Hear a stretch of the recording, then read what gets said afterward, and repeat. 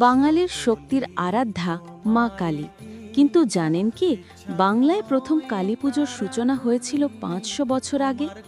ইতিহাস বলছে ১৬ শতকে নবদ্বীপের বিশিষ্ট তান্ত্রিক কৃষ্ণানন্দ আগম বাগীশ প্রথম কালী পুজো সূচনা করেন। তখন কালী পুজো ছিল না জনসমক্ষে করা উৎসব, ছিল গোপন সাধনা, তন্ত্রমন্ত্র আর গভীর আধ্যাত্মিকতার অংশ।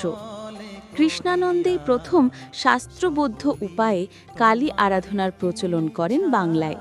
এর অনেক পরে অষ্টাদশ শতকে নদিয়ার রাজা কৃষ্ণচন্দ্র রায় কালী পুজোকে জনপ্রিয় করে তোলেন, আর ১৯ শতকে রানী রাসমণি প্রতিষ্ঠিত দক্ষিণেশ্বর কালী মন্দির এবং শ্রীরামকৃষ্ণের ভক্তি ও সাধনা কালী পুজোকে পৌঁছে দেয় ঘরে ঘরে মানুষের হৃদয়ে।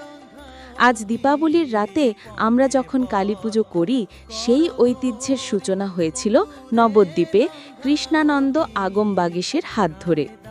শক্তির জননী মা কালী, জয় মা কালী।